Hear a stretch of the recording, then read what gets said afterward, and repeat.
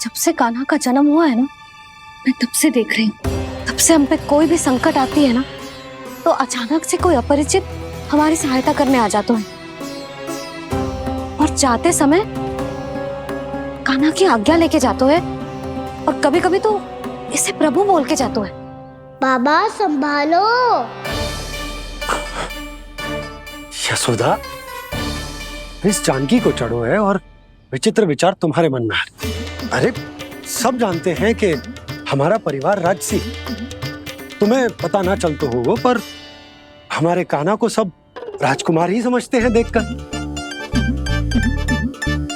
इसीलिए उसे सम्मान देने के लिए सब ऐसा ही करते हैं, और कोई बात ना है।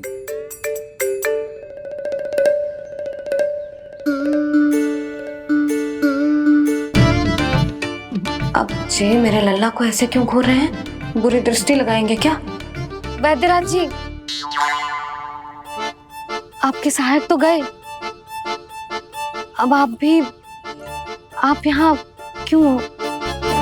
वो क्या है ना, मैं अपने रोगी का निरीक्षण करके पूरी तरह से संतुष्ट होकर ही जाता हूँ।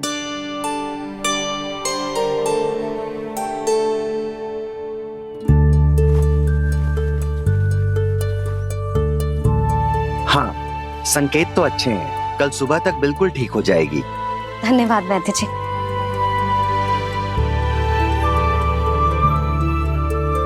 बस तो फिर हम कल पकड़न पकड़ाई खेलेंगे जानकी।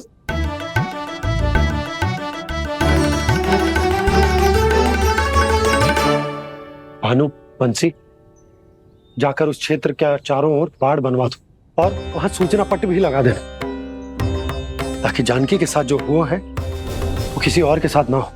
शीघ्र जाओ। जी ठीक है।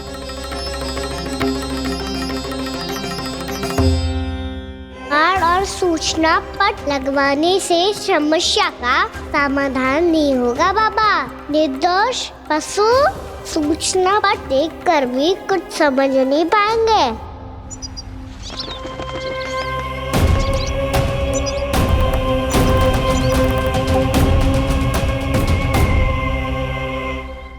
तो तुम्हारे कहने का अर्थ यह है कि व्योमासुर मारा जा चुका है और वो बालक अब भी जीवित है।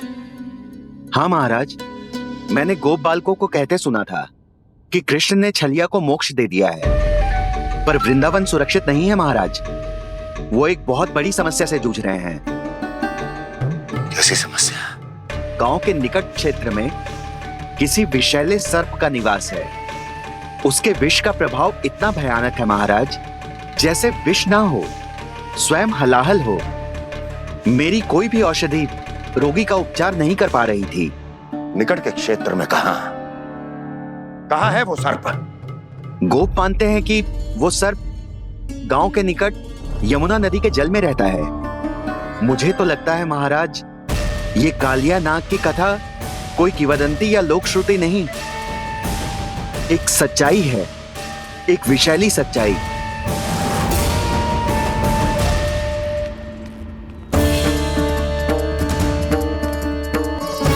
कालिया का सामना करने का समय आ गया है, पर उससे पहले मुझे बुलाना होगा उन्हें।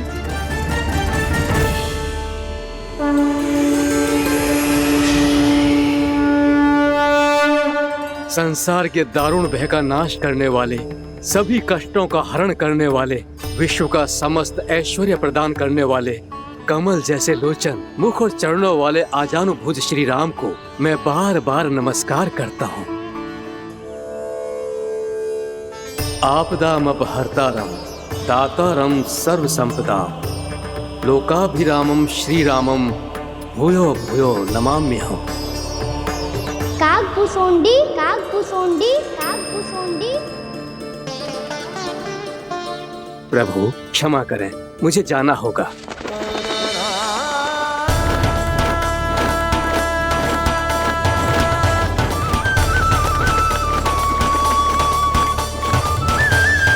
प्रणाम प्रभु। अनेक बार मैं आपके दर्शनों के लिए आया प्रभु। कभी नंद भवन के झरोखों से आपके दर्शन करके चला जाता था, तो कभी दूर किसी वृक्ष की आड़ से आपको निहार लिया करता था। आज आपने स्वयं मुझे बुलाकर धन्य कर दिया प्रभु।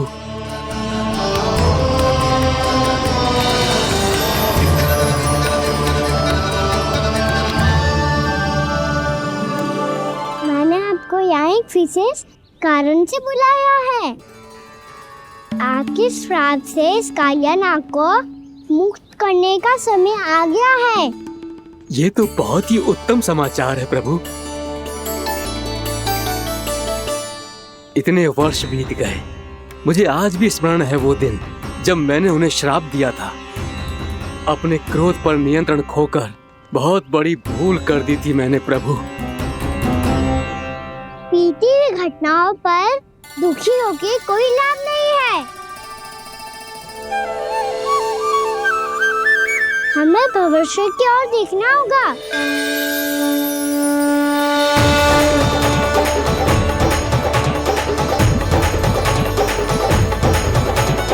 आदेश कीजिए प्रभु, क्या आज्ञा है आपकी?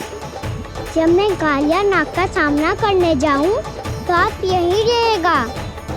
आपको अपने आप पता चल जाएगा कि कब क्या करना है। और हाँ, लौटते जाते समय नारद मुनि से कहिएगा, वो आकर मुझसे भेंट करे। अवश्य प्रभु, प्रणाम। क्या इसने सच्ची में देवर्षि नारद को बुलाया है? नारायण नारायण, आपको संदेश भेजने की आवश्यकता नहीं थी। आप स्मरण करते और मैं चला आता। तुम्हारा कल्याण हो नारद।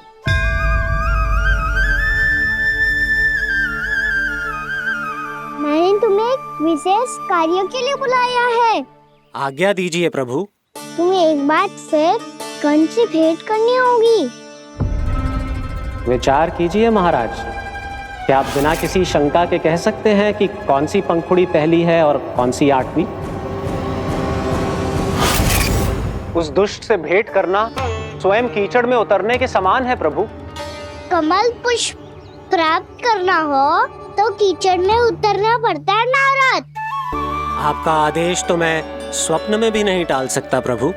कंस कालिया नाग के बारे में जान गया है, पर वो उसका सामना करने का साहस नहीं कर पाएगा। मैं आतुर हूँ प्राप्ति, मूर्ख नहीं। मेरी बुद्धि फिर नहीं गई है। मैं स्वयं उस कालिया जैसे महाविषैले सर्प के सामने खड़ा हो जाऊं और अपने ही काल को आमंत्रित कर लूं। तो फिर अपने लाभ के लिए उसका प्रयोग करने का कोई और उपाय सोचिए स्वामी। कुछ ऐसा कीजिए कि यमुना नदी का पूरा जल विषैला हो जाए और वृंदावन वासी उसका उपयोग करे, और आपका काल कहलाने वाला वो बालक स्वयं काल के गाल में चला जाए। उत्तम उत्तम सुझाव है प्राप्ति। अब मुझे उस कालिया तक पहुंचने का मार्ग ढूंढना होगा। उसको विवश करने का कोई उपाय ढूंढना होगा, क्योंकि व्यक्तिगत रूप से उससे भेंट करना असंभव है। असंभव। आप सही कह रहे हैं प्रभु। कंस में उतना सामर्थ्य नहीं कि वो कालिया नाग का सामना स्वयं कर सके। वैसे तो कालिया गरुड़ देव का भी सम्मान नहीं करता, तो फिर वो कंस का सम्मान क्यों करेगा भला? नहीं करेगा, पर कंस तुम्हारा सम्मान अवश्य करेगा नारद। तुम्हारी बातें भी सुनेगा और मानेगा भी। ये मेरी योजना का बहुत ही महत्वपूर्ण भाग है। तुम कंस के पास जाओ और कहो कि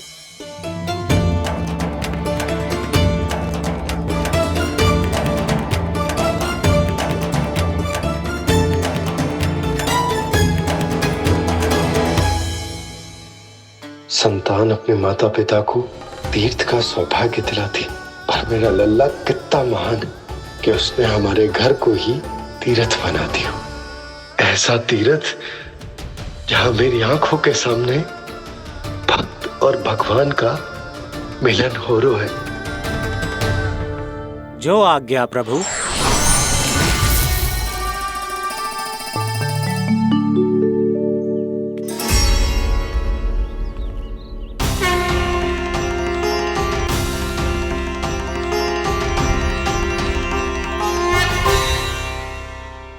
बाबा कान्हा, ये सब क्या चल रहा है? पहले काक भुसुंडी जी और फिर जे नारद जी। क्या योजना बना रहे हो तुम?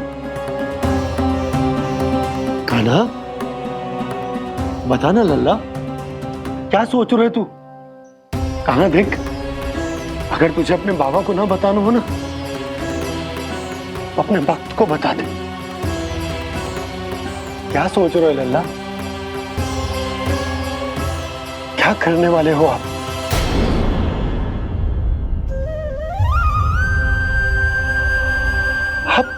आप इतने दुखी क्यों हो? कान्हा, कान्हा, क्या होगा? क्योंकि मुझे आभास हो गया है बाबा, समय आने वाला है। कौन सा समय आने वाला है लल्ला? इसीलिए सब कुछ बदलने वाला है। भैया को मेरा सत्य पता चल जाएगा बाबा।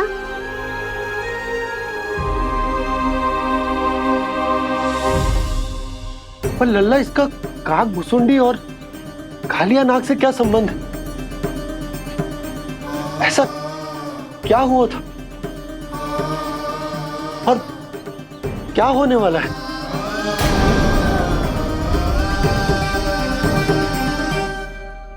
जो होने वाला है बाबा, उसका संबंध उससे है जो सैकड़ों वर्ष पहले हुआ था। महर्षि भृगु के एक वंशज थे वेद शिरोमुनि, जो विंध्याचल की पहाड़ियों में साधना कर रहे थे। तभी वहाँ अश्वशिरा नाम के एक दूसरे मुनि आमंत्रण के बिना ही आ गए। कितना सुंदर और शांतिपूर्ण आश्रम है। यहाँ प्रभु की साधना करने में बहुत आनंद आएगा। शीघ्र ही अश्वशिरा मुनि उपस्थिति के कारण होने वाले व्यवधान से बाध्य होकर वेद शिरा मुनि ने अपनी आंखें खोली। कौन हो तुम और यहाँ क्या कर रहे हो? आपके आश्रम में बहुत शांति है मुनिवर। साधना करने के लिए बहुत ही उत्तम स्थान है ये। मैं चाहता हूँ कि मैं भी यहाँ। आप यहाँ साधना करना चाहते हैं, लेकिन इतना भी नहीं जानते कि किसी के आश्रम में प्रवेश करने से पहले उसकी आज्ञा लेनी चाहिए। आप ये भी नहीं जानते कि यदि कोई यज्ञ कर रहा हो तो बिना अनुमति के वहाँ प्रवेश करने से उसकी यज्ञ साधना भंग हो सकती है। आप क्या साधना करेंगे मुनि? आप तो साधना के योग्य ही नहीं हैं। इतना अपमान! एक मुनि के मुख से इतने कड़वे शब्द शोभा नहीं देते। मैं तुम्हें श्राप देता हूँ, जितनी विषैली तुम्हारी जिह्वा है उतने ही विषैले सर्प बन जाओ तुम। और ऐसा सर्प जो सांस भी ले तो निकट का वातावरण दूषित हो जाए। तुम्हारे इस दुस्साहस के लिए मैं तुम्हें श्राप देता हूँ कि तुम अभी इसी क्षण कौवा बन जाओ, और ऐसा कौवा जो कांव कांव करके अनर्गल प्रलाप करता रहे।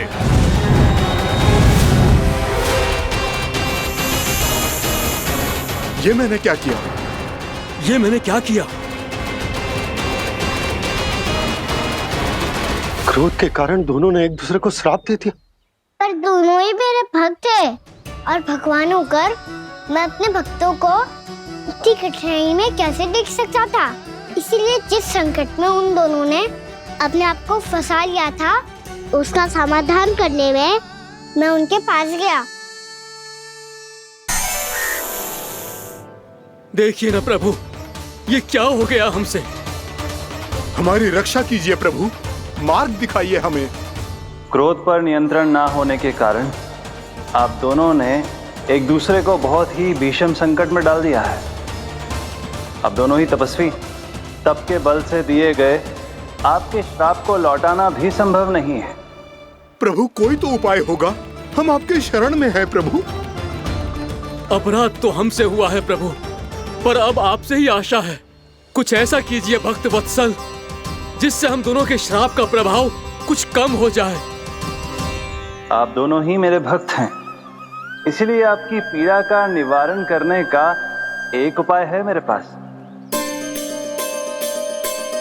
वेद शिरोमुनि, जब आप कालिया नाग बनेंगे तो आपको मेरे चरणों को अपने शीश पर धारण करने का सौभाग्य मिलेगा। और अश्र शिरोमुनि, आप काग योनि होने के बाद भी आप श्रेष्ठतम ज्ञान और सर्वाधिक यौगिक सिद्धियों के स्वामी होंगे और प्रवचन दिया करेंगे। इसके बाद अश्वशिरा मुनि काकभूषुंडी बन गए, जिन्होंने आगे चलकर स्वयं गरुड़ देव को रामायण सुनाई। और मुनि वेदशिरा, महर्षि कश्यप और देवी कत्रियों के पुत्र कालियानाग बनकर जल में, और अब वही कालियानाग जमुना जी में, जिनके कारण जानकी के प्राण लगभग चले ही गए थे। अब कालियानाग को उचित स्थान पर भेजने का समय आ गया है बाबा। पर ये तो अच्छी बात है कान्हा, वेदशिरा मुनि को दिया हुआ तुम्हारा वचन भी पूरा हो जाएगा, जमुना जी की शुद्धि भी हो जाएगी। इस सब के बाद भी तुम दुखी क्यों हो? क्योंकि इसके बाद मैया के सामने मेरा रहस्य खुल जाएगा बाबा। उन्हें पता चल जाएगा कि उनका बालक कोई साधारण बालक ना है। भविष्य में जो होने वाला है उसे सबके सामने घटने से रोकना मेरे लिए भी संभव ना होगा। मैया को सब पता चल जाएगा। क्या पता चल जाएगा रे मुझे?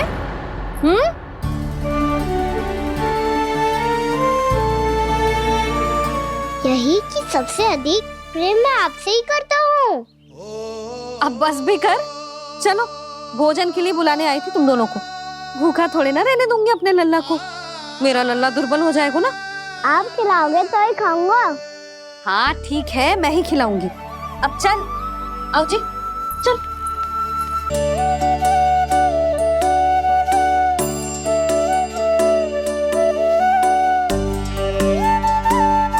मैया खेलो ना मेरे साथ। मैया सुनो ना, मेरी बात ना मानोगी? अभी बहुत कार्य पड़े लल्ला, देख जानकी को औषधि भी देने जानो है ना। औषधि मैं दे दूंगा, फिर तो खेलोगी ना आप मेरे साथ? पिछले कुछ दिनों से अपनी मैया का अधिक से अधिक प्रेम पाने का प्रयास करो है कान्हा। इसका तो एक ही अर्थ हो सकता है कि कछु बहुत बड़ो होने वालों है।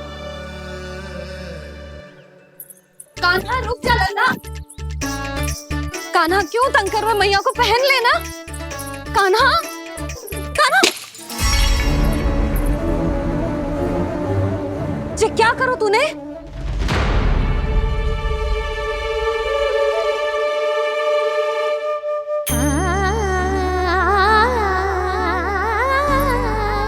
अच्छा ठीक है, अब मुंह लटकाने की आवश्यकता ना है। ये ले।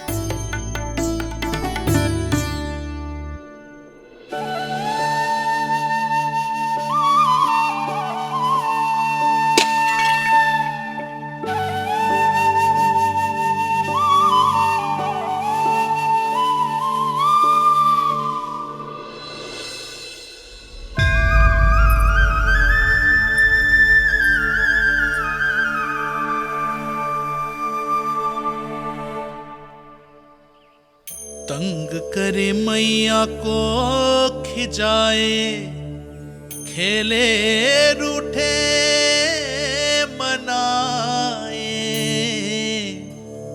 लीला अनोखी करके शरारत, कान्हा दंड भी पाए।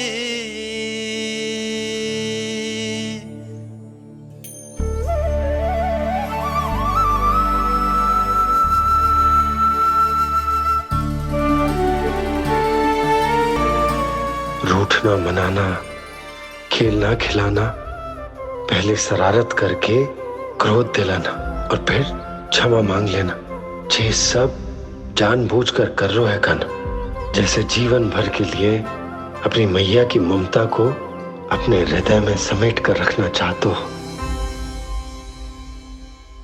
कैसे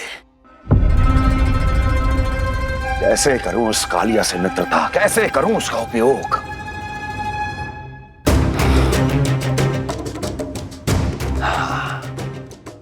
उस पर आक्रमण कर देता और उसे किसी ना किसी तरह से यह विश्वास दिला देता हूं कि यह आक्रमण उस विष्णु अवतार ने किया है। फिर वो क्रोध में आकर सारे वृंदावन वासियों को अपने विष से समाप्त कर देगा। उचित है, ये उचित है। नारायण हरि, नारायण हरि।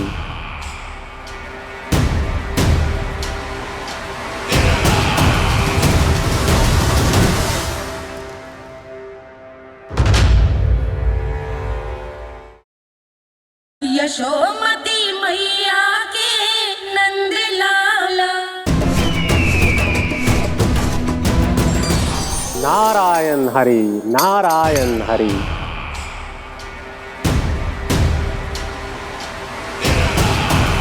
प्रणाम देवर्षि। किस योजना में कितना लाभ है और कितनी हानि, यह आंकलन करते करते थक गए होंगे मथुरा नरेश। देवर्षि, आज मेरा ध्यान कैसे आ गया आपको? आप तो सदैव ही मेरे ध्यान में रहते हैं महाराज कंस। सत्य तो यह है कि मथुरा में जो भी हो रहा है मुझसे छिपा हुआ नहीं है। मैं जानता हूं कि आप किसी भी असुर को वृंदावन क्यों ना भेजें, और वो असुर कितना भी शक्तिशाली क्यों ना हो, कृष्ण का सामना नहीं कर पाता। या तो पराजय स्वीकार करके आपके पास लौट आता है, या तो फिर वीर गति को प्राप्त हो जाता है।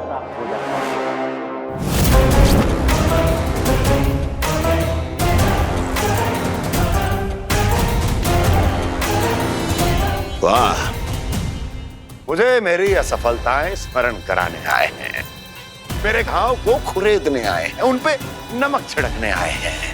मित्र को शत्रु समझने की भूल मत कीजिए महाराज कंस। मैं तो आपकी सहायता करने आया हूं।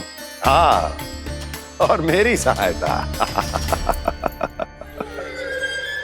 कृष्ण विष्णु अवतार है, आप विष्णु के भक्त हैं। मैं हूं विष्णु द्रोही, फिर भी तो आपके आराध्य को हानि पहुंचाना चाहता है, उसकी सहायता करना चाहते हैं आप। क्या आप निश्चित रूप से कह सकते हैं कि आप ब्रह्मांड के सभी नियमों को अच्छी तरह समझते हैं? अवश्य। आपके लिए बस इतना ही जानना पर्याप्त होगा कि मैं जो कुछ भी कर रहा हूं उसके लिए मेरे व्यक्तिगत कारण हैं। मैं तो बस आपके हित में पिछली बार की तरह एक सुझाव लेके आया था, पर यदि आप मेरा सुझाव सुनना भी नहीं चाहते तो आपकी इच्छा।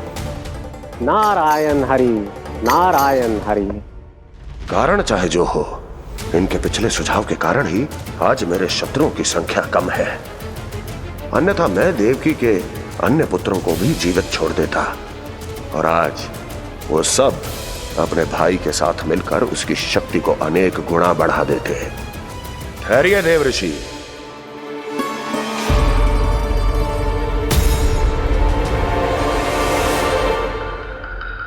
बताइए क्या सुझाव है आपके पास?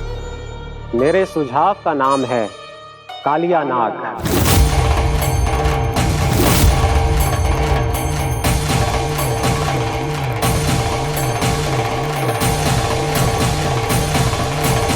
उसके विषय में मैं जानता हूं देवर्षि। तो समस्या यह है कि मैं स्वयं उससे मिलने नहीं जा सकता, उससे भेंट नहीं कर सकता। उस कृष्ण की हत्या के लिए उसको वृंदावन जाने के लिए तैयार नहीं कर सकता। तो मत जाइए उसके सामने, और ना उसे भेजिए कृष्ण के सामने। हर बार आप किसी न किसी असुर को अपने शत्रु के क्षेत्र में भेजते हैं, जहां शत्रु उसका सामना करने के लिए पूरी तरह से तैयार होता है और आपका असुर मारा जाता है। इस बार शत्रु को युद्ध स्थल चुनने का अवसर मत दीजिए महाराज। इस बार योजना का जाल ऐसे बुनिए कि कृष्ण स्वयं उसके पास जाने के लिए विवश हो जाए। कालिया नाग स्वयं काल है, मृत्यु का दूसरा नाम है। उसके विष का उपयोग अपने लाभ के लिए कीजिए महाराज।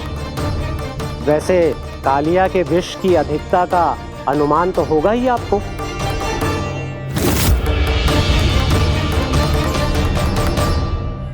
एक बार जो उसके क्षेत्र में पहुंच गया, फिर उसके विष से बचना असंभव है। उचित सुझाव है देवर्षि, उचित सुझाव है। देवर्षि, उस छलिया विष्णु की भक्ति करते करते आप भी उसके रंग ढंग सीख गए हैं। उचित है। उचित है।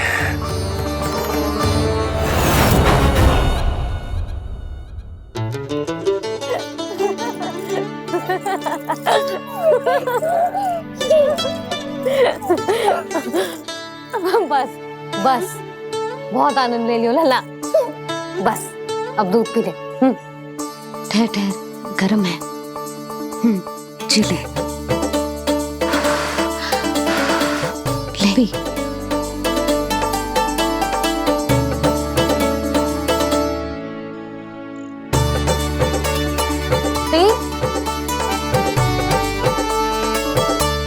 मैं ना होती तो ना जाने क्या होता तेरा। अपने आप दूध भी ना पी सकते है, भावना कहीं का। आपकी इस प्रेम के लिए तो मैं धरती पे आया हूँ मैया। मैं भी यही सोच रहा हूँ यशोदा कि तुम ना होती तो मेरा क्या होता। इसी बात पे थोड़ा दूध और कजू खाने को दे दो। अरे मैं तो भूल ही गई। तनिक ठहर जाओ जी, दूध पी लेना तो आपके लिए भी कछु ले आती हूँ।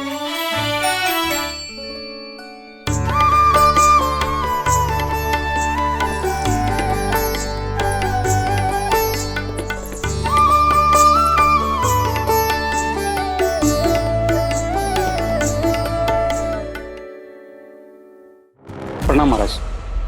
आपकी आज्ञा के अनुसार बिल्कुल वैसा ही पत्र तैयार किया है जैसा आप चाहते थे।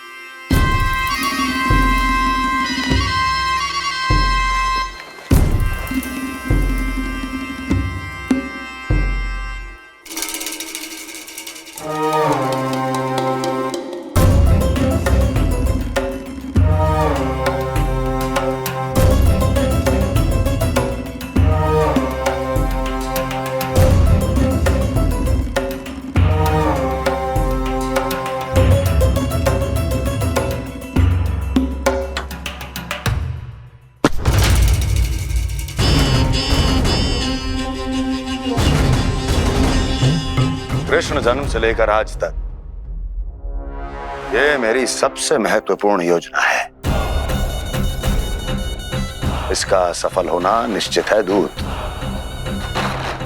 किंतु केवल वही करना जैसा मैंने कहा है। जाओ।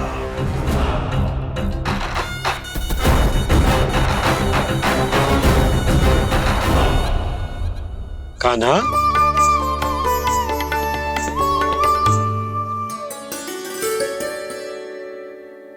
क्या होगा?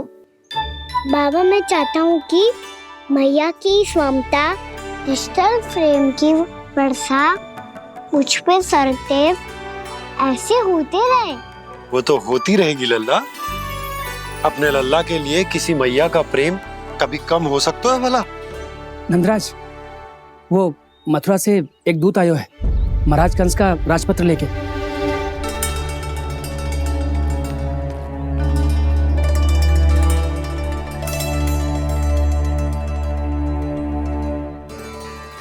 कान्हा अब क्या करने वाला है?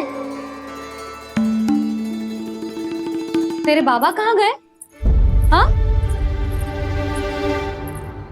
कंस मामा का खेल आरंभ हो गया है, पर मैया वो सब सुनेगी तो व्यर्थ चिंतित हो जाएगी। बस थोड़ा बाहर गया मैया, कछु खा लिये से। बाहर इस समय? मैया क्या होगा? मैया देखो ना, पीठ पे कुछ हो रहा है। मेरा हाथ ना पकड़ो, आप करो ना। यहाँ? क्षमा करना मैया, पर अभी बाबा को ही संभालने दो ये सब। कहिए, क्या संदेश लाए हैं आप? नहीं नंदराज नहीं। महाराज कंस का आदेश है कि ये संदेश सभी गांव वालों के साथ ही पढ़ा जाए। ठीक है, मैं गांव वालों के सामने पढ़ दूंगा, पर मुझे तो दीजिए पढ़ने के लिए। महाराज की आज्ञा का पालन करना आपके लिए भी आवश्यक है नंदराज। सभी गांव वासियों की सभा बुलाइए। बंसी, सभी गांव वालों की सभा बुलाओ। राजपत्र में ऐसा क्या संदेश भेजो है कंस ने? अब मेरे पत्र को पढ़कर सब भौचक के रह जाएंगे। और वो कृष्ण, उस कृष्ण के पांव के नीचे से तो भूमि खिसक जाएगी, आकाश फट पड़ेगा, बिजलियां गिर जाएंगी। प्राप्ति, ओ प्राप्ति,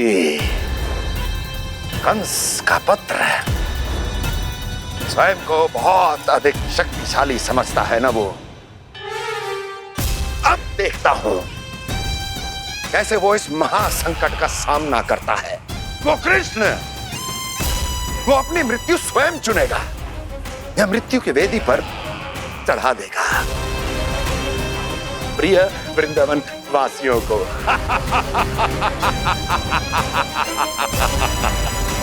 अब आएगा आनंद प्राप्ति, अब आएगा आनंद। सबको इकट्ठा करवा के ही पढ़वाएगो। अवश्य ही कोई विशेष संदेश दिया होगा कंस ने। मैं भी यही सोच रही हूँ सुलक्षणा जी, कछु ना कछु तो विशेष है, पर जे हो क्या सकता है? हाँ, बात तो सही है। ऐसा क्या हो सकता है? सभी गांव वासियों के सामने पढ़ा जाए, कछु तो विशेष अवश्य लग रहा है। बाहर तक कोलाहल क्यों हो रहा है? मैया, मैया, अब क्या होगा? मैया देखो ना, सर पे कछु हो रहा है। लल्ला, नारायण ने तुझे हाथ दिए हैं ना? पीठ की बात अन्य थी। अपने सिर की सेवा स्वयं कर। सर पे तो हाथ पहुंच रहा है ना?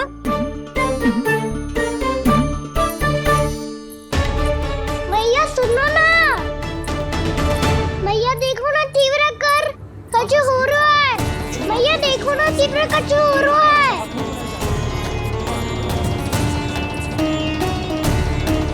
सब लोग आ चुके हैं, अपना संदेश सुनाइए आप। गोपराज नंद और सभी वृंदावन वासियों को सूचित किया जाता है कि मथुरा अधिपति और आप सभी के महाराज कंस ने कल सुबह भव्य पूजा का आयोजन किया है। इसके लिए राज्य को वृंदावन के क्षेत्र के निकट यमुना नदी के मध्य में खिलने वाले 1 कोटि कमल के पुष्पों की आवश्यकता है। इसीलिए आप सभी को यह आदेश दिया जाता है कि ये सभी कमल के पुष्प प्रथम पहर से पहले राजसभा में पहुंचा दिए जाए। इतने सारे वो भी प्रथम पहर से पहले कैसे हो सकते हैं? यदि आप ऐसा करने में असफल रहे तो इसे राज आज्ञा का उल्लंघन माना जाएगा और राजद्रोह के आरोप में आप सभी को कड़े से कड़ा दंड दिया जाएगा। स्मरण रहे, यदि कल की पूजा में इन 1 कोटि कमल के पुष्पों का ना पहुंचने के कारण कोई व्यवधान आया तो समस्त वृंदावन वासियों को दोषी माना जाएगा और पूरे गांव को निवासियों सहित धूल में मिला दिया जाएगा। कल प्रथम पहर तक का ही समय है आप सबके पास।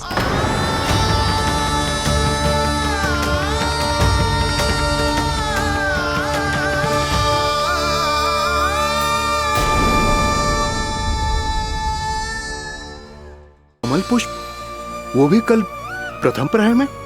ऐसे कैसे संभव है? और कोई साधारण पुष्प ना, यमुना नदी के मध्य खिलने वाले विशेष कमल के फूल चाहिए उन्हें। लेकिन यमुना नदी में तो कालिया नाग ने विष घोल के रखा है, तो फिर कैसे हो पाएगा? जी असंभव है। हमारी मृत्यु का संदेश भेजा राजा कंस ने। सदैव की भांति इस समस्या पर भी गांव के बड़े ही विचार करेंगे। बालकों का यहाँ होना उचित ना है।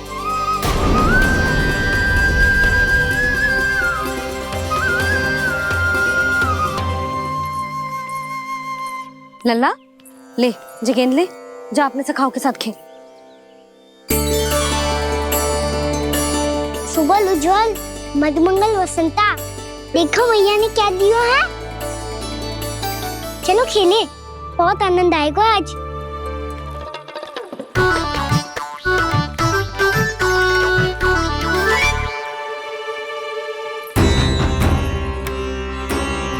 भानु, बंसी, जाओ और शीघ्र ही वो घेरे का कार्य समाप्त करो।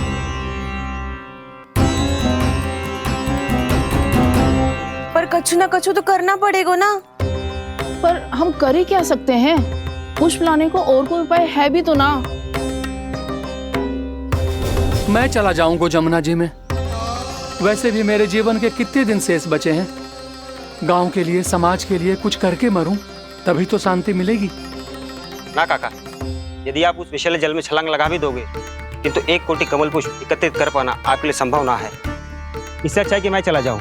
यदि मैं मर भी गया तो मेरे पीछे रोने वाला कोई ना है। किसी को कहीं जाने की आवश्यकता ना है। गोप नरेश होने के नाते ये मेरा कर्तव्य है कि मैं आप सबकी रक्षा करूं। नंदराज, आपको जाना है तो जाओ। हरिया, काका, भैया सब चले जाओ। लेकिन आपको पता है वहाँ का जल कितना विषैला है। आप लोग एक क्षण भी जीवित नहीं रह पाओगे। फिर कैसे इकट्ठा करेंगे 1 कोटि कमल पुष्प? आप बात तो सही कह रही हैं शांति। उस दुष्ट कंस ने ऐसी मांग रख के हम सबको फंसा दी। हम में से कोई भी क्यों ना चला जाए और इस संकट का समाधान ना निकले को। कान्हा, बताना कौन सा खेल खेलें? गेंद पकड़ खेलते हैं। पर एक बात सुन लो सब, कोई भी तीव्र गति से ना फेंकेगा गेंद को। भैया ने फ्रेम बनाई है मेरे लिए। सब तैयार हो? हाँ।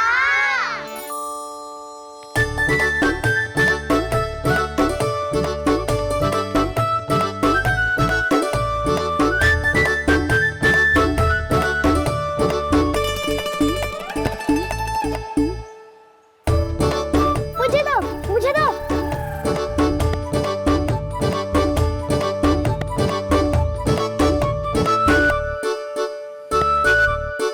मुझे दो, मुझे दो।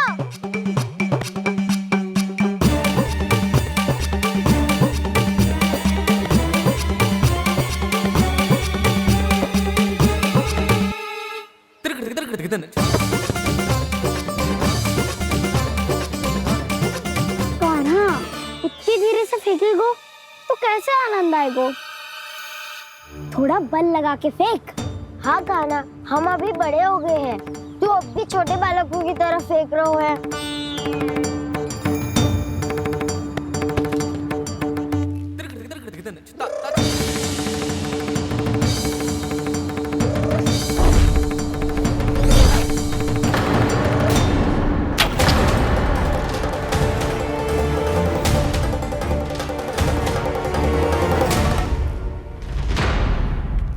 दीदी जी क्या करो कान्हा? गेंद तो डूब गई।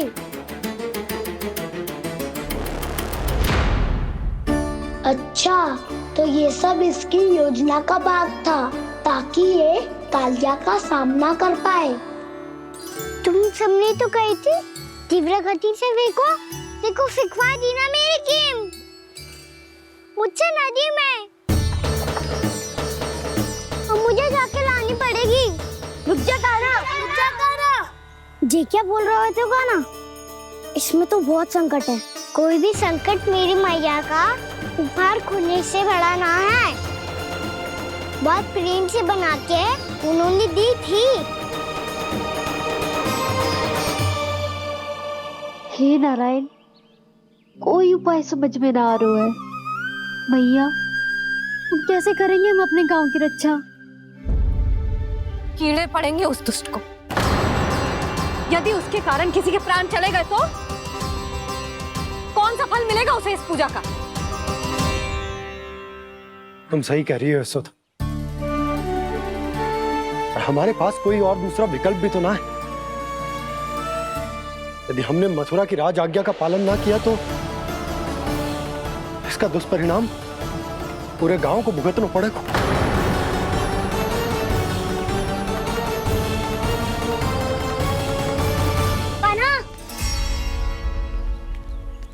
हमें पता है कि तो भगवान है, दिव्य है, बहुत शक्ति है तुझ में। पर फिर भी हम तुझे विषैले जल में ना जाने दे सकते। कुछ होगा तो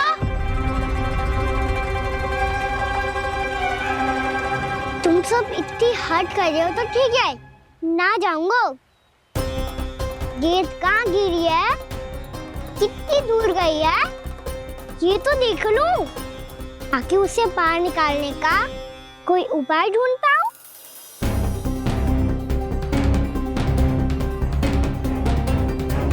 हाँ।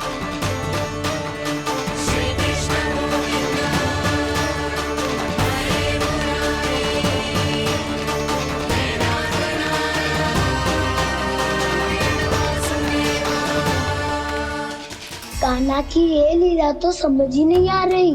पहले इसने देवर्षि नारद को मथुरा जाकर कंस को भड़काने के लिए कहा, फिर स्वयं ही दुखी भी हो गया कि अब इसका रहस्य सबके सामने खुल जाएगा।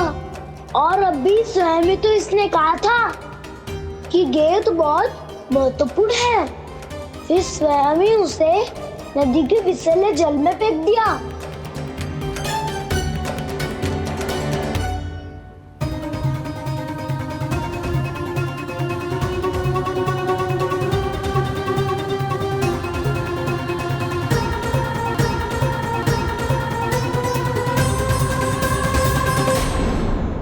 यशोमती मैया के नंद लाला।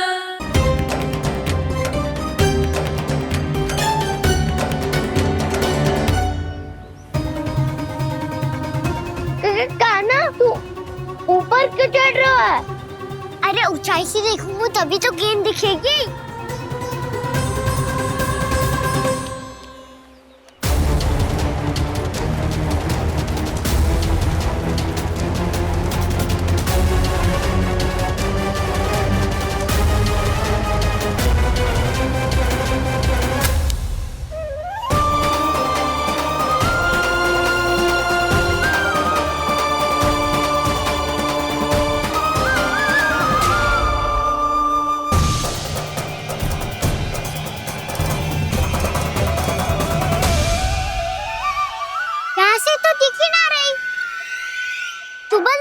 से फेंकी थी ना? ना वहाँ से फेंकी थी। कहाँ से? नहीं कहना वहाँ से। समझ ना आ रहा, ठीक बताना कहाँ से फेंकी थी?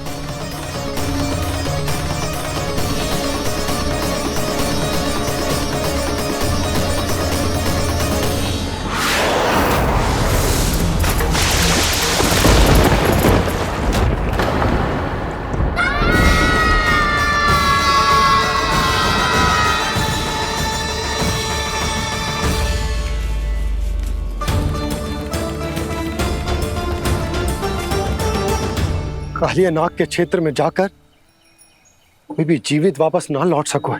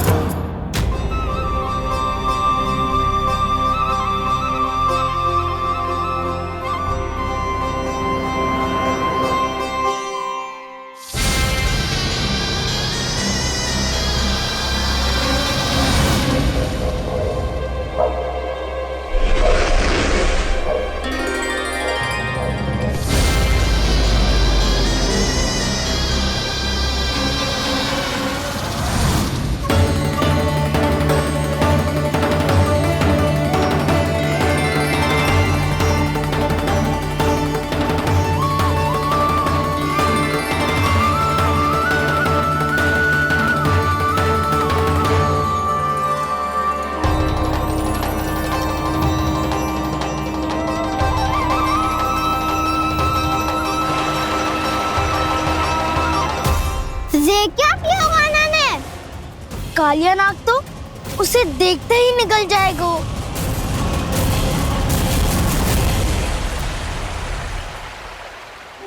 आरंभ से अब तक सब कुछ उसकी लीला का ही भाग था।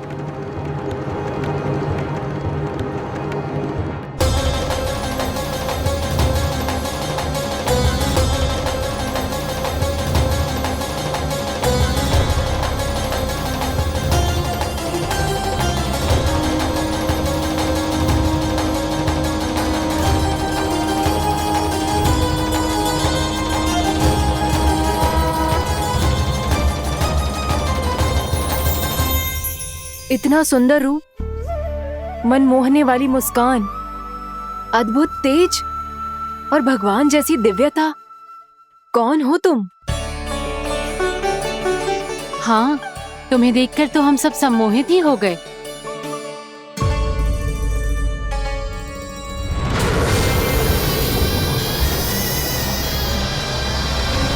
तुम जो भी हो बालक, वापस लौट जाओ।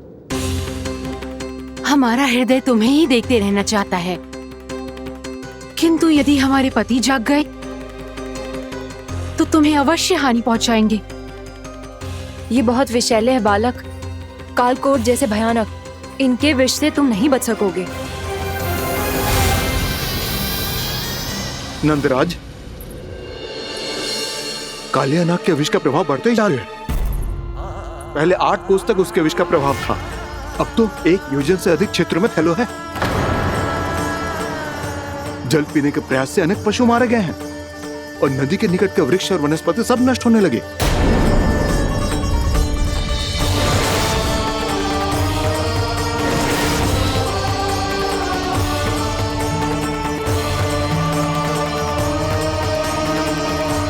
इनके विष की तीव्रता इतनी अधिक है बालक कि इनके संपर्क में आने वाले को तड़पने का भी अवसर नहीं मिलता।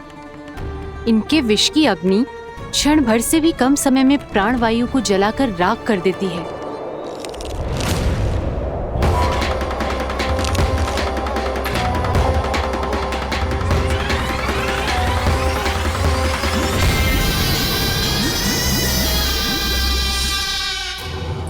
तब तो समस्या और भी गंभीर हो जाएगी। मैंने तो सुनो है कि कालिया नाग कम से कम 2 योजन लंबा है, सैकड़ों फन है उसके।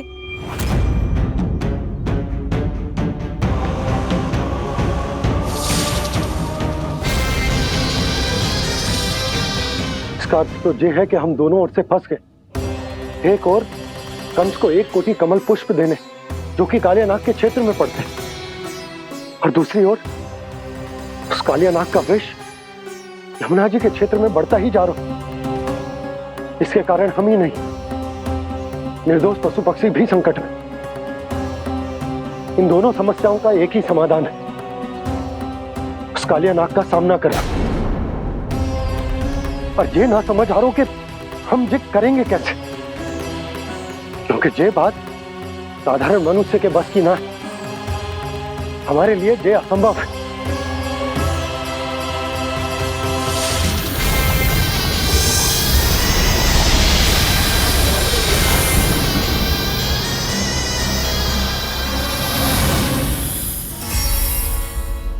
अब तो तुमने अपनी आंखों से भी देख लिया बालक, ये कितने विषैले हैं। नींद में भी विष उगलते हैं। इससे पहले कि तुम्हें कुछ हो जाए, चले जाओ यहाँ से, मान लो हमारी बात। आप सब मुझे जानती भी नहीं और फिर भी मेरी इतनी चिंता कर रही हैं आप। माँ की ममता भेदभाव नहीं जानती। तुम भी किसी के पुत्र हो और हम सब भी माँ हैं। एक माँ को हर बालक में अपनी ही संतान दिखाई देती है, इसलिए हम तुमसे विनती करते हैं, वापस चले जाओ, बचा लो अपने प्राण। मेरी चिंता मत कीजिए, मुझे कुछ नहीं होगा। होगा, अनर्थ होगा यदि ये उठ गए तो।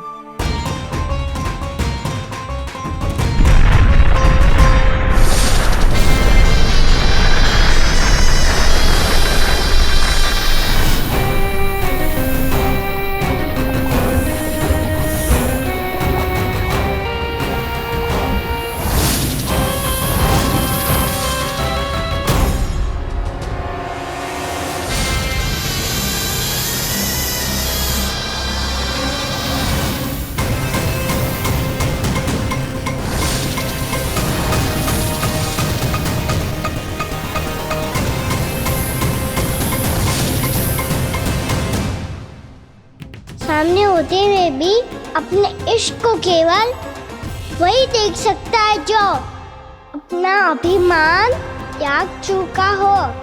पर पूर्व जन्म में मेरा भक्त होने के नाते मेरा सत्य स्वरूप देख पाने में मुझे इसकी सहायता करनी चाहिए।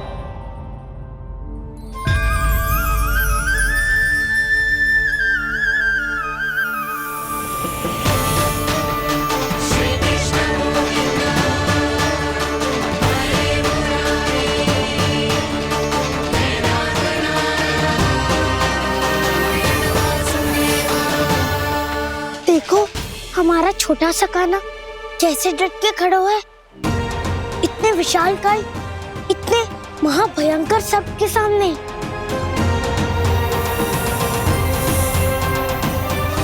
ये कोई भगवान नहीं है जो इसके सामने हाथ जोड़ रही हो तुम सब।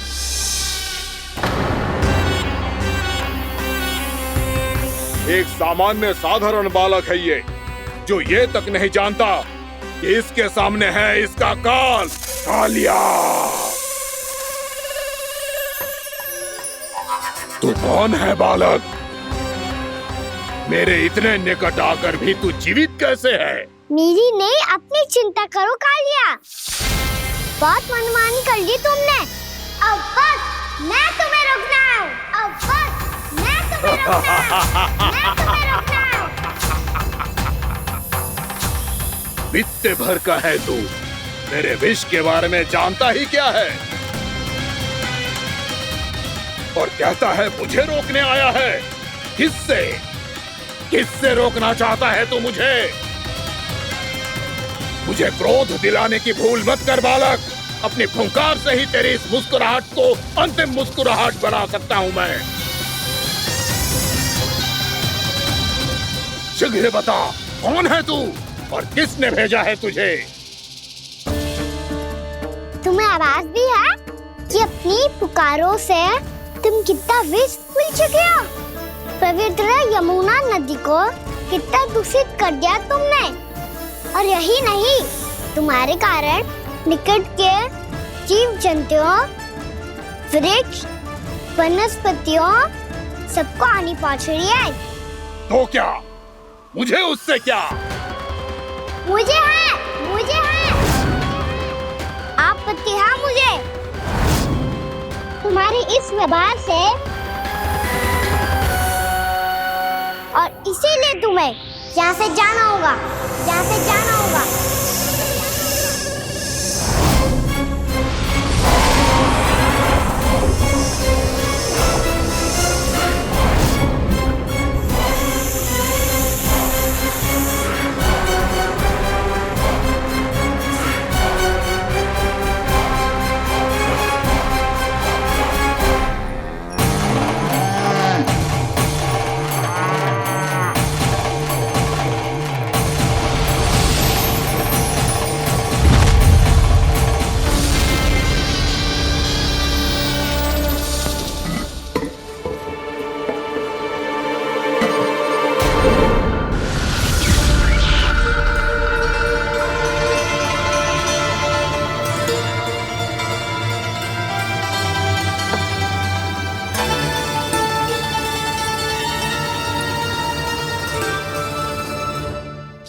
मुझे आदेश देने का साहस भी कैसे किया तूने?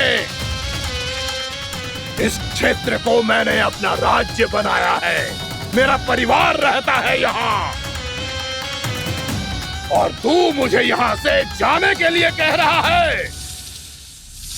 हाँ, क्योंकि तुम्हारे यहाँ रहने के कारण अन्य जीवों को हानि हो रही है, और मैं ऐसा नहीं होने दे सकता। मैं तो बस वही कर रहा हूँ जो एक सर्प का स्वभाव है। विष फैलाना स्वाभाविक है मेरे लिए, इसलिए मुझे चुनौती मत दे बालक। चुनौती तो मैं दे चुका हूँ कालिया। अब तो बस तुम्हें स्वीकार करनी है।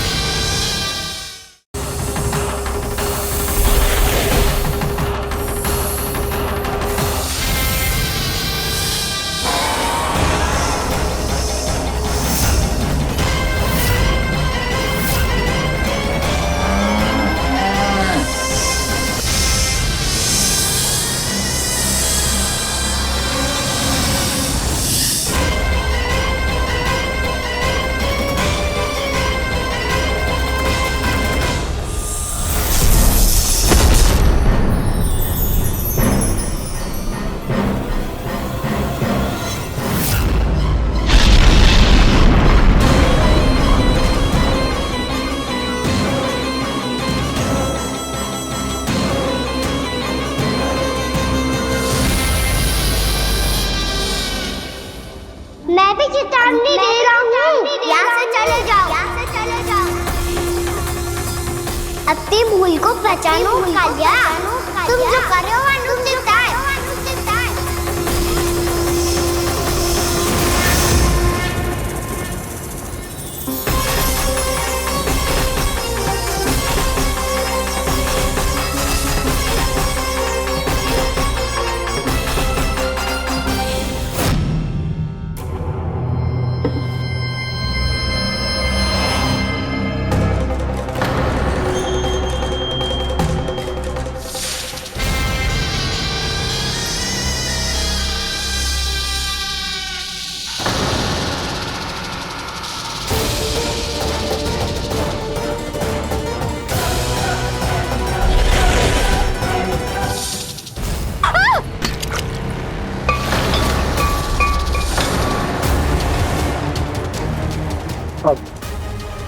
मैं आता हूँ।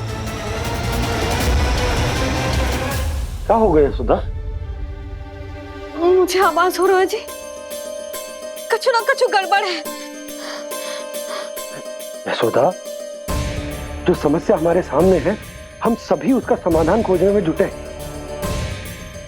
तुम विश्वास करो, मैं कोई ना कोई समाधान अवश्य ढूंढ लूंगा। हम कैसे भी करके वो कमल के पुष्प उस कंस तक पहुंचा देंगे। नाना, समस्या उससे कहीं अधिक है, उससे कहीं अधिक बड़ी, उससे कहीं अधिक भयानक है।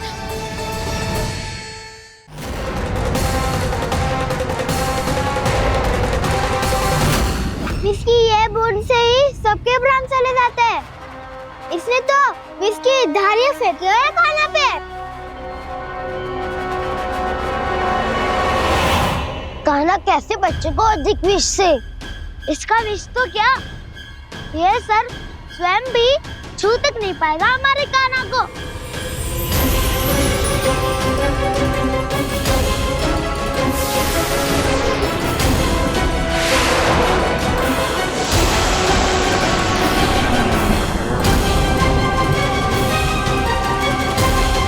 तुम्हारे सखा को, मेरे भाई को कोई हानि नहीं पहुंचा पाएगा। ये कान्हा का सत्य चाहे जो हो बलराम, पर अभी तो जो एक बालक ही है ना। देखो कैसे विष के कारण स्थिर हो गया है।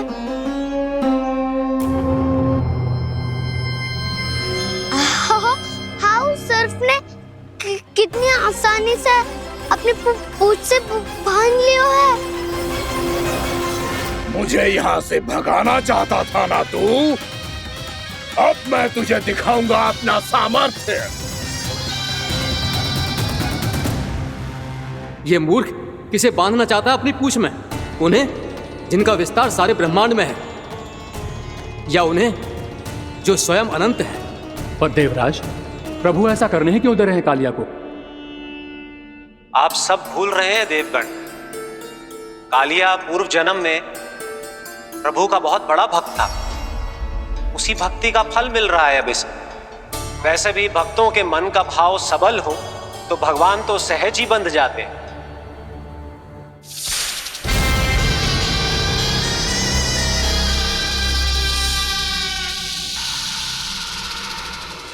बलराम, तुमने ही तो कही थी कान्हा को कछु ना होगो।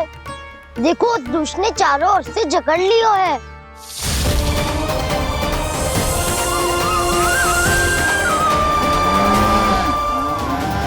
ये क्या कह रही हो तुम? सुधा जी, क्या हुआ? घबरा क्यों रही हो आप? सुलक्षणा, मुझे आभास हो रहा है कुछ बहुत बड़ी अनहोनी हो गई है। नंदराज, नंदराज, नंदराज!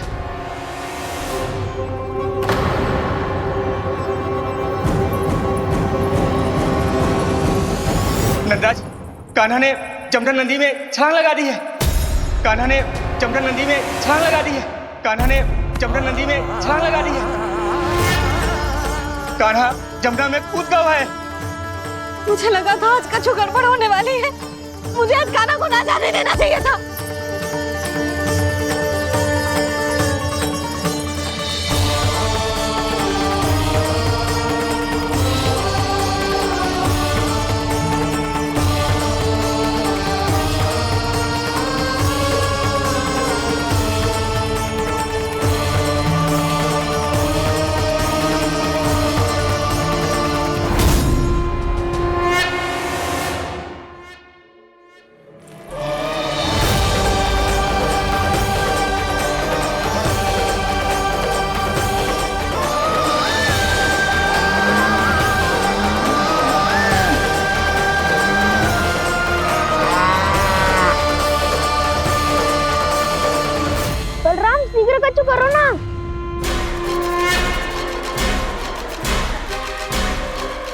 कुछ भी करो पर कान्हा को बचाओ। नाग बहुत भयंकर है, कान्हा अकेले ना संभाल पाएगा इसे।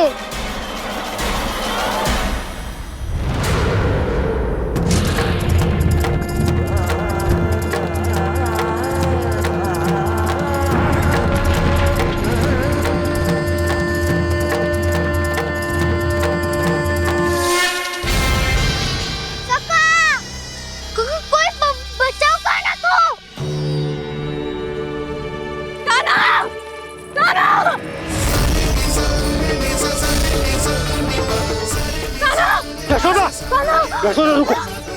छोड़ दो मुझे, छोड़ दो मुझे। रुक जीजी, संभालो, बावली हो गई क्या? जीजी संभालो। कान्हा, कान्हा।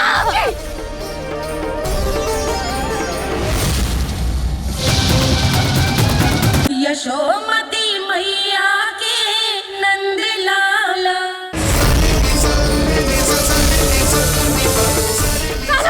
यशोदा, यशोदा रुको। छोड़ दो मुझे, छोड़ दो मुझे। रुक जीजी, संभालो, बावली हो गई क्या? जीजी संभालो। कान्हा, कान्हा। देखो अब कैसे तुम्हारे अस्थियों को तोड़कर छोटे छोटे टुकड़ों में बदल दूंगा मैं।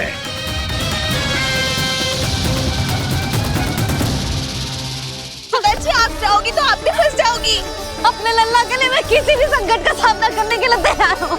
छोड़ो ना यशोदा, हमें कोई और उपाय खोजना पड़ेगा। कोई और उपाय? आप देख ना रही मेरा कान्हा किस दशा में है। कान्हा मैया के वश में नहीं है, नहीं तो ये अपने लल्ला के लिए साक्षात काल का भी सामना कर ले। ये तो केवल कालिया नाग है। हे नागराज, आप मेरे प्राण ले लो पर कान्हा को छोड़ दो।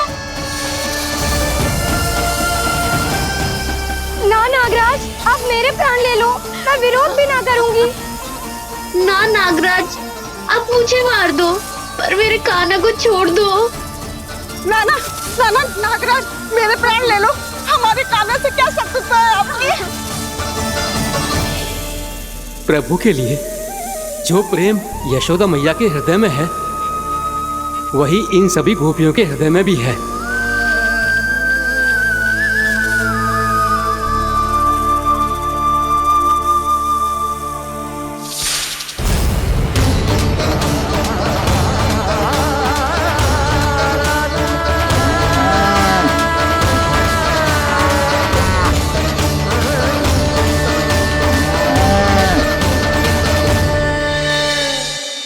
यशोदा, यशोदा, देखो इन गोप गोपियों को, इन गैयाओं को, इन सब के मन में भी तुम्हारी भांति ही ममता भरी हुई। वो सब भी कान्हा से उतना ही प्रेम और स्नेह करती है, उतनी ही ममता से भरी हुई है जितनी कि तुम।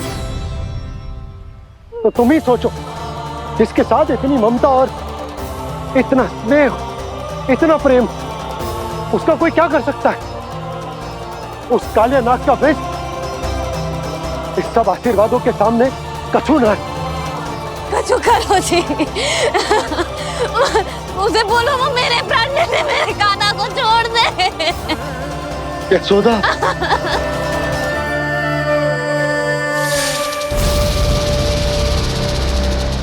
केवल इन्हीं में नहीं देवराज, नाग पत्नियों के हृदय में भी ममता का वही प्रेम उमड़ रहा है। देखिए। मैं आपके हाथ जोड़ती हूँ स्वामी, इस बालक को छोड़ दीजिए। ये अवश्य ही कोई दिव्य आत्मा है स्वामी। हम आपसे विनती करते हैं स्वामी, इस नन्हे बालक को हानि मत पहुंचाइए स्वामी। मेरी पत्नियां मेरे ही शत्रु के लिए विनती कर रही हैं। अब यदि इसके पक्ष में एक शब्द भी कहा तुम सबने, तो मैं इस बालक से पहले तुम सबके प्राण ले लूंगा। हो रहा प्रसन्न नाग कालिया, विजय को निश्चित जान। रोते बिलखते व्याकुल सब, संकट में देख कान्हा के प्राण।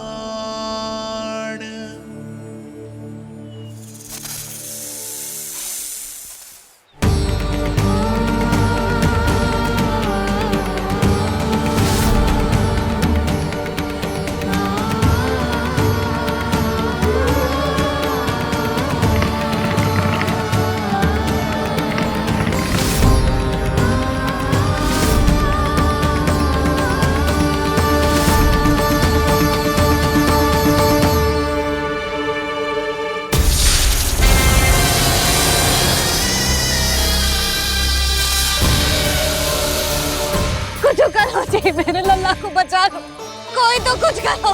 जीजी संभालो जीजी ना। यशोदा, यशोदा तुम शांत हो जाओ, मैं कान्हा को वापस लेकर आऊंगा, मैं रक्षा करूंगा उसकी। ना नंदराज, नंदराज नहीं, कम से कम आप तो समझो नंदराज, कालिया के पास आप जाओगे तो आप भी फंस जाओगे।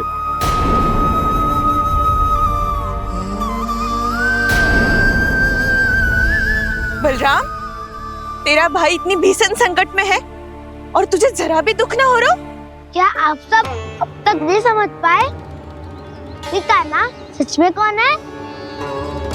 छोटे बाबा, आप तो उसका सत्य जानते हैं ना?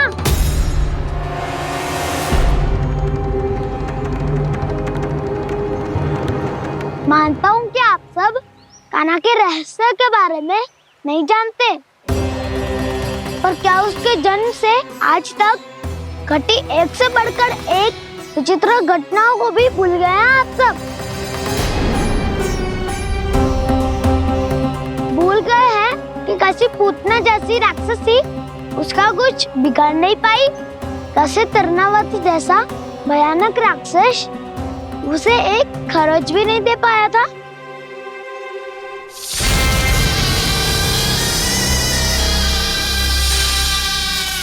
आप सबने अपनी आंखों से देखा था ना, बकासुर से कान्हा की रक्षा करने देवता स्वयं आए थे, पर सत्य तो ये है कि वह सभी देवता भी उस असुर के सामने असमर्थ हो गए थे। तब कान्हा ने बहुत ही आसानी से उस भयंकर असुर का वध किया था, एक ही बार में धराशायी कर दिया था उसे। तो आप सभी सोचिए, बार बार ऐसे असाधारण कार्य करने वाला बालक साधारण कैसे हो सकता है? अब तो आरंभ से ही सारा सत्य जानते हैं छोटे बाबा। रहस्य छुपाने में सदैव कान्हा की सहायता करते आए हैं आप, और आज आप स्वयं ही उसके सत्य को भूल रहे हैं। और तुम सब भी तो जानते हो कान्हा की शक्तियों के बारे में, तो क्या तनिक भी विश्वास न आया अपने सखा पे? बलराम, जे तू क्या कह रहे है? मैंने जो कहा उसका एक एक शब्द सत्य है छोटी माँ। यदि प्रभु की इच्छा हुई तभी कुछ ही क्षणों में सब कुछ अपनी आंखों से स्वयं अनुभव कर लेंगे आप।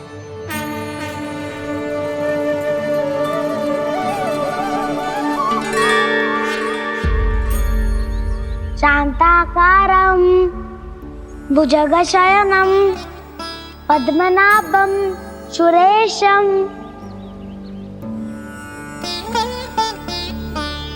विश्वाधारं गगनसदृशं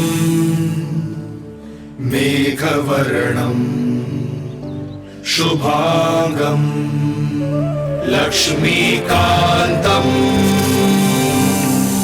कमलनयनं योगी वीरध्यानगम्यम्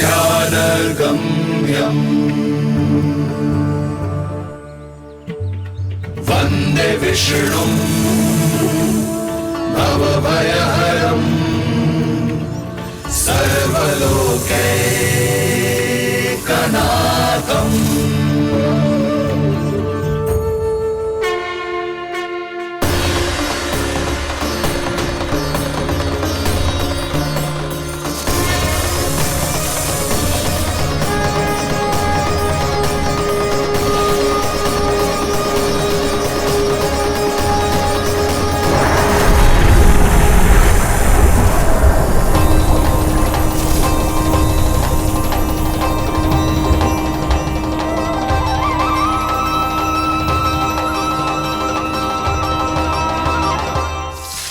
लगता है बालक कि तू मेरी जगत से निकल गया तो अब बच जाएगा तू?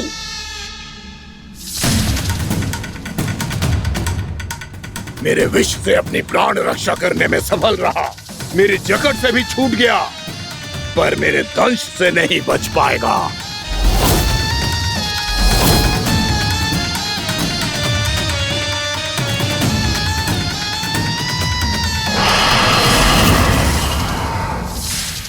अब भय से भाग रहा है, पर मैं तुझे मृत्यु देकर रहूंगा।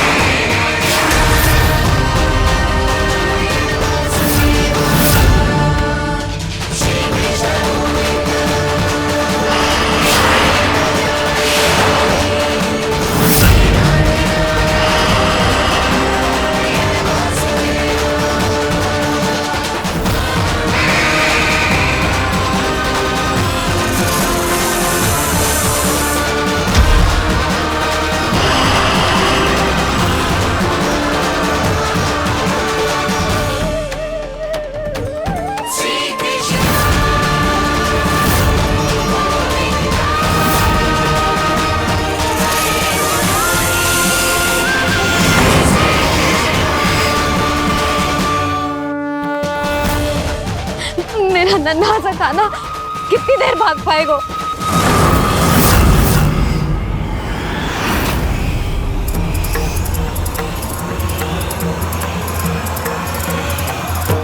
और कितनी प्रतीक्षा करोगे मेरी भक्त कालिया? भक्त नहीं, काल हूं मैं तेरा। जब अहंकार का मुकुट बुद्धि को ढक लेता है तो भक्त अपने भगवान को भी नहीं पहचान पाता। व्यर्थ की पहेली में मत उलझा बालक, ना मैं भक्त हूँ और ना तू भगवान।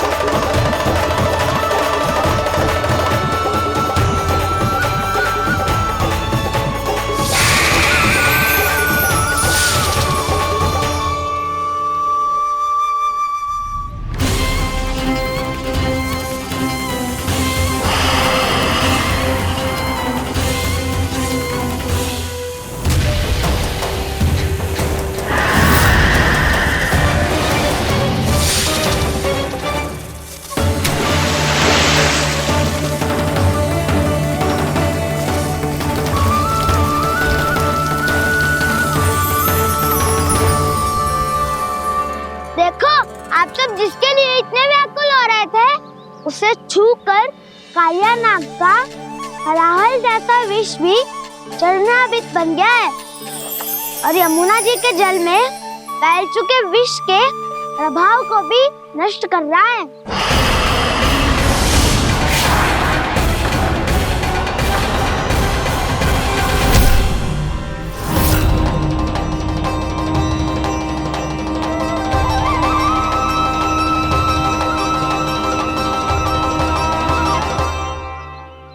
धर्म रक्षक, अधर्म विनाशक प्रभु श्री कृष्ण का कौशल सचमुच अद्वितीय है। नारायण नारायण।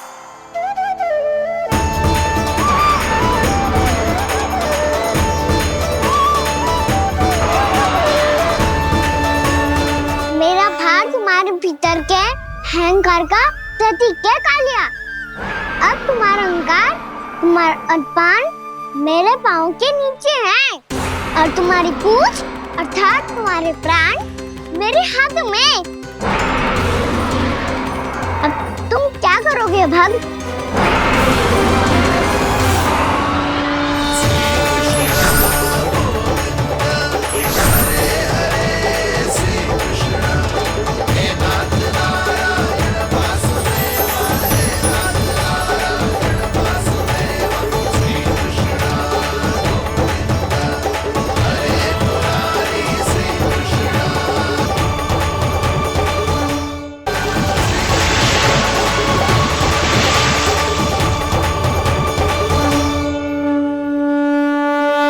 प्रभु, भले ये आपको पहचानने में असमर्थ हो, पर हम सब ने आपको पहचान लिया है।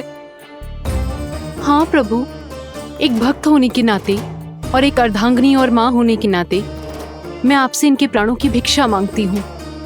अपनी कृपा दिखाइए और इन्हें क्षमा कर दीजिए। आपके लिए मित्र और शत्रु में कोई अंतर नहीं प्रभु। उसी तरह आपकी कृपा और दंड में भी कोई अंतर नहीं। दोनों दया ही तो हैं, अकारण ही किसी को प्राप्त नहीं होती। हमें विश्वास है कि हमारे पति को मिला ये दंड कोई अभिशाप नहीं है, आपका वरदान है। ये सत्य है प्रभु कि इनसे बहुत से पाप हुए हैं। इनके विष से बहुत सारे जीव जंतु को हानि पहुंची है, पर अब आपके चरण इनके शीश पर पड़ गए हैं। ऐसी कृपा तो बड़े बड़े महान महात्माओं को भी दुर्लभ है, और इन्हें प्राप्त हुआ तो अवश्य ही ये किसी महान पुण्य का ही फल है। हे प्रभु, उन्हीं पुण्य कर्मों की शक्ति का आह्वान कर मैं आपसे विनती करती हूँ, इन्हें प्राणदान दीजिए। मैं अपने इस भक्त को क्षमा अवश्य करूंगी देवियों, यदि ये अपने अहंकार को त्याग कर मुझे पहचान ले तो।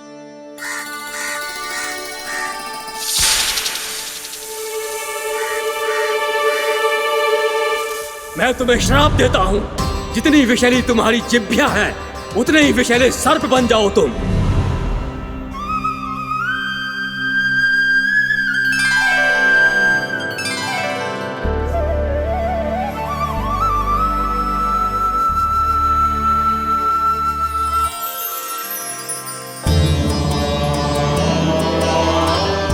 नारायण, मुझे क्षमा कीजिए नारायण। मैं तो आपका परम भक्त था, किंतु मैं आपको पहचान नहीं सका। इसका दंड तो मुझे मिलना ही था, किंतु मैं अब प्रायश्चित करना चाहता हूं। इसके लिए यदि आप मेरे प्राण भी ले लेंगे तो भी मुझे कोई दुख नहीं होगा। मैं अपना जीवन, मृत्यु और अपना अस्तित्व सब कुछ आपको समर्पित करता हूं। मैं तुम्हारे क्रोध के कारण श्राप मिला, जिसे विशाल सर्प के रूप में तुम्हारा जन्म हुआ, और सर्प का तो स्वभाव है विष फैलाना। इसीलिए तुम्हें दंड नहीं दूंगा मैं। सिर्फ सभी अपराधों का पश्चाताप कर लिया, इसीलिए मैं तुम्हें क्षमा करता हूँ कालिया।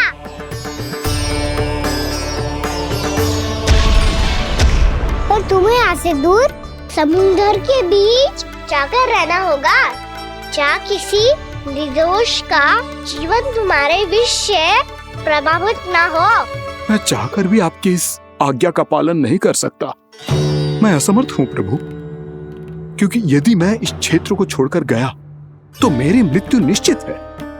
आपसे क्या छुपा है प्रभु? आप तो जानते हैं कि सर्प जाति और आपके वाहन गरुड़ के बीच अनंत शत्रुता चल रही है, जिसका प्रारंभ नागों के द्वीप नागालय से हुआ था। उस द्वीप पर छोटे जीवों को निगल जाने के लिए सर्प थे, और गरुड़ को सर्पों का स्वाद बहुत प्रिय था, इसलिए वो बार बार नागद्वीप जाने लगा था। पर इस कारण पूरी सर्प जाति उससे आतंकित हो गई थी। इसलिए जब भी गरुड़ वहां पहुंचता तो सभी सर्प छिप कांपने लग गए। जब गरुड़ को इसका आभास हुआ तो उसे बड़ा क्रोध आया और वो उत्तेजना में भरकर सर्पों का शिकार करने लगा। भूख ना होने पर भी उन्हें मारने लगा। अब सर्पों के प्राण हरना उसके लिए खेल बन गया था। इस भीषण समस्या का समाधान ढूंढने के लिए पूरी सर्प जाति महान सर्प वासुकी के सामने इकट्ठी हुई। हे महान वासुकी, हमारी सहायता कीजिए। नागद्वीप पर गरुड़ ने आतंक मचा दिया है। पहले तो वो हमें अपना भोजन बनाता था, लेकिन अब हम उसके खेल का साधन बन चुके हैं। भूख हो या ना हो, जब तब आकर वो हमारे प्राण हर लेता है। अनुचित हिंसा के इस प्रथा का आरंभ सर्पों ने ही किया है। पहले आप सबने पूरे द्वीप पर अधिकार कर लिया, फिर आहार के साथ साथ आनंद के लिए भी आप सभी ने निर्दोष जीवों की हत्या की। और जब सृष्टि का संतुलन बनाए रखने के लिए गरुड़ आपको अपना आहार बनाने आया, तो आप सब अपने प्राणों की रक्षा के लिए छिपने लगे। तो फिर गरुड़ का उत्तेजित होना तो स्वाभाविक ही था। नागनाथ, जो हमने अन्य जीवों के साथ किया वही अब हमारे साथ हो रहा है, परंतु ये भी तो सृष्टि के संतुलन के विरुद्ध ही है ना? अवश्य है, इसलिए मैं गरुड़ से चर्चा करूंगा। धन्यवाद प्रभु।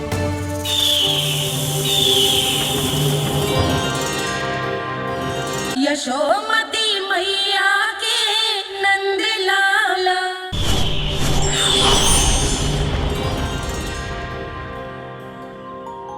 श्री नारायण के वाहन पक्षीराज गरुड़, मैं संपूर्ण सर्प जाति की ओर से आपसे एक निवेदन करने आया हूँ। कहिए, क्या कहना चाहते हैं आप? हे पक्षीराज, यदि आप हम पर ऐसे ही आक्रमण करते रहे तो शीघ्र ही हमारी प्रजाति समाप्त हो जाएगी। इसीलिए हमारी आपसे विनती है, यदि आप उचित समझें तो सर्पों के किसी एक घर से हम आपको एक सर्प प्रतिदिन अर्पित करेंगे। आप उसको आहार बनाइए और अन्य सर्पों को जीवित रहने का अधिकार दीजिए। मुझे स्वीकार है। तब से प्रतिदिन किसी एक घर से एक सर्प गरुड़ के भोजन के लिए भेजा जाने लगा। समय के साथ मेरे घर की भी बारी आई, परंतु मैंने एक बहुत बड़ी भूल कर दी। समय आ गया है स्वामी, आज गरुड़ के आहार के लिए इसे चुना गया है। कौन है यह गरुड़ और क्यों दूं मैं इसे कोई भेंट? स्वामी, सभी सर्प राज्यों और गरुड़ के बीच में यही समझौता हुआ है, हमें इसका सम्मान करना ही होगा। मैंने कोई समझौता नहीं किया, मैंने कोई वचन नहीं दिया और ना ही मैं किसी गरुड़ से भयभीत होता हूँ। यदि इस राज्य में किसी को सर्पों को अपना आहार बनाने का अधिकार है तो वो केवल मुझे है। अब से गरुड़ को दी जाने वाली हर भेंट मुझे दी जाएगी, महाविषधारी महान नागराज कालिया को। यह और कुछ नहीं, मेरा अभिमान था प्रभु, और ये मेरे इस जन्म की सबसे बड़ी भूल थी, क्योंकि फिर जब गरुड़ को इस बारे में पता चला तो। कालिया, अभिमान में आकर तूने अपने काल को ललकारा है। जिस कालिया के नाम में ही काल छिपा है, तू उसे ललकारने का दुस्साहस कर रहा है गरुड़। स्वयं को भगवान विष्णु का वाहन कहता है, तो वाहन का ही कर्म कर। स्मरण रख, इस धरती के सर्वश्रेष्ठ योद्धाओं के लिए भी मैं मृत्यु का दूत हूँ। विनाश काले विपरीत बुद्धि, तुझ जैसे मूर्ख सदा इस युक्ति को सार्थक करते आए हैं। अपने विनाश को आमंत्रण किया है तो अब भोग।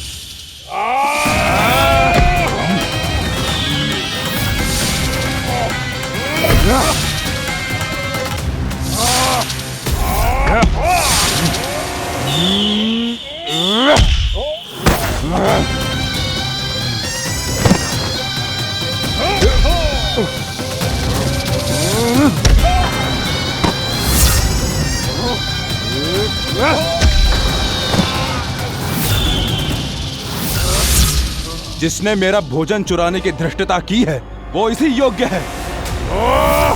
तू मुझे जानता नहीं है गरुड़, मैं महाविषधारी नाग कालिया हूँ। तेरा इतना दुस्साहस कि तूने मुझ पर चरण से प्रहार किया।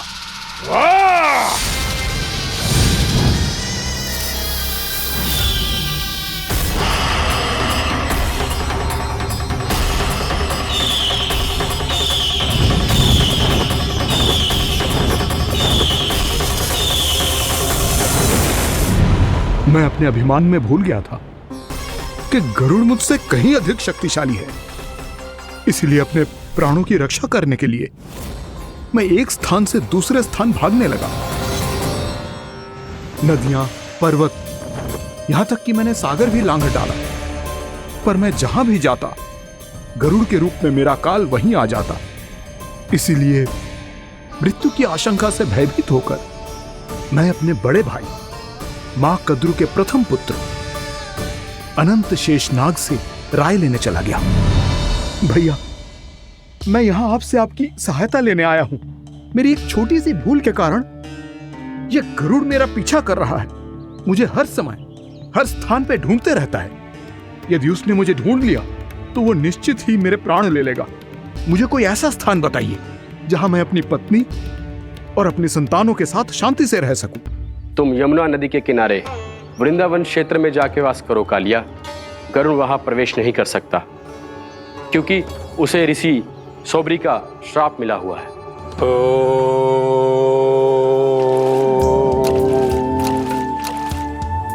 ध्यान और तपस्या का नित्य कर्म करते हुए ऋषि के मन में मछलियों के प्रति प्रेम भाव इतना बढ़ गया कि वो भूल गए सभी जीव खाद्य श्रृंखला का भाग होते हैं, और मछलियां भी इस नियम की अपवाद नहीं है। उन्हें मछलियों की अटखेली इतनी अच्छी लगने लगी कि वो इस क्षेत्र के मछुआरों को भी मछली पकड़ने की अनुमति नहीं देते थे।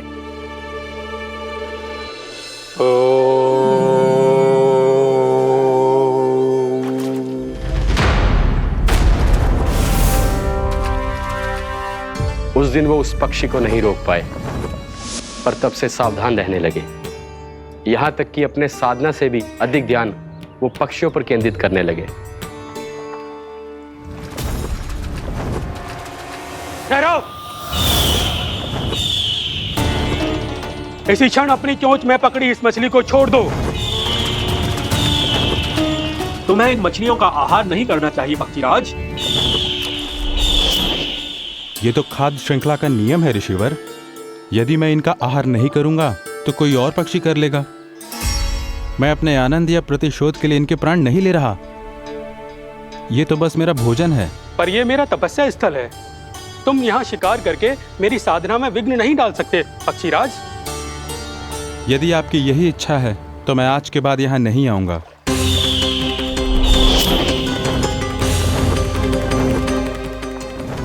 पर आज ये मछली मेरे आहार के रूप में पकड़ी जा चुकी है। मैं वचन देता हूँ ऋषिवर, इस स्थान पर यह मेरा अंतिम शिकार होगा।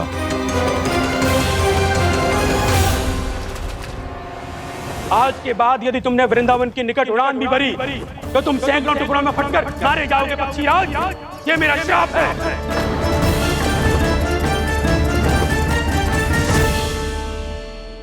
और इसीलिए भैया शेषनाग के सुझाव के अनुसार मैं यहां आ गया।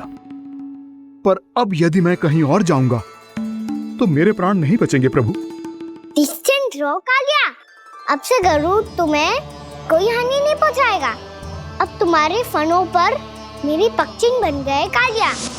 इसीलिए अब से तुम्हें गरुड़ से कोई भय नहीं होगा।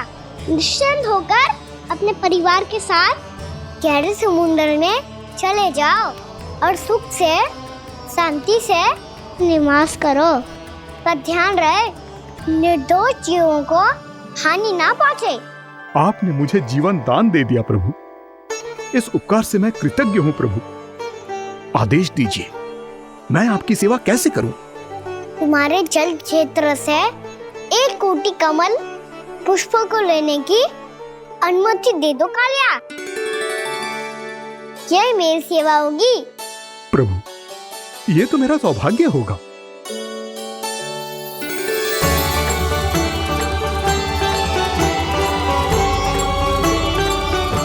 एक कोटि के स्थान पर हम 3 कोटि कमल पुष्प ले आए प्रभु। मैं तुम्हारी सेवा भाव से प्रसन्न हुआ कालिया। रमनाक द्वीप पर चले जाओ ताकि तुम्हारे कारण फिर कभी किसी निर्दोष जीव को हानि ना पहुंचे और न ही तुम्हारा विष मेरे प्रिय यमुना नदी के जल को दूषित कर पाए। मैं तुम्हें आशीर्वाद देता हूँ। आज यहाँ मेरे द्वारा तुम्हें दिए गए इस आदेश का स्मरण जो भी भक्त करेगा और प्रातः काल और संध्या काल में इसका उच्चारण करेगा, उसे फिर कभी किसी संकट से कोई भय नहीं होगा। ये स्थान अब से कालिया कुंड के नाम से जाना जाएगा।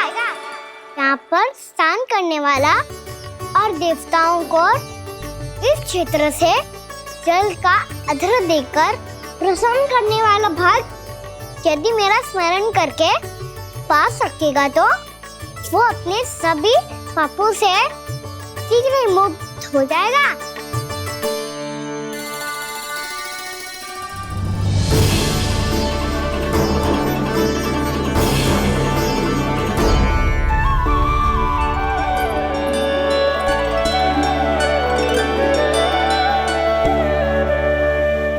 कौन है जी भगवान जिसने अभी अभी कालिया जैसे विशाल विस्तर का सामना किया? क्या एक साधारण बालक जो शीत की अधिकता से ठिठुर रहा है? क्या करूं? मैं लल्ला को ममता के आंचल में छुपा लूं या भक्त बनकर प्रभु की लीला देखती रहूं? क्या करूं मैं? कितना ठंडा था जल, बहुत सर्दी लग रही है। सर्दी से तड़पते हुए कैसे देखूं इसे? अभी जाके अपने पल्लू से सुखाती हूँ, हृदय से लगा के स्नेह की आंच दूंगी तो सर्दी पल भर में छूमंतर हो जाएगी।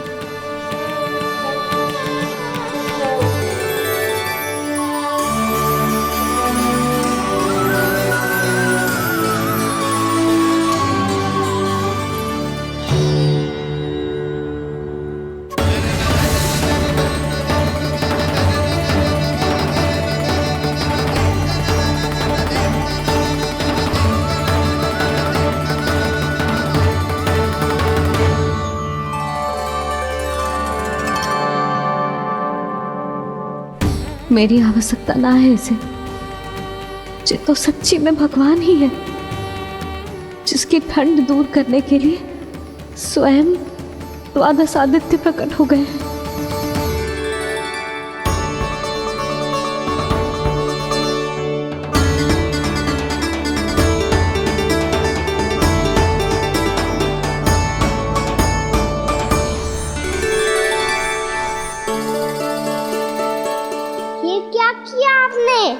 मैया मुझे अपने हृदय से लगाने वाली थी कि आप सब प्रकट हो गए। क्षमा कीजिए प्रभु, पर आपको भीगा हुआ देखकर, ठंड से ठिठुरता हुआ देखकर हमसे रहा नहीं गया। हम अपने वश में नहीं थे प्रभु। भक्ति से भावुक होकर हम प्रकट होने पर विवश हो गए थे। हमारी किरणें जैसे स्वयं ही फूट पड़ी और दौड़ पड़ी आपको सुखाने के लिए।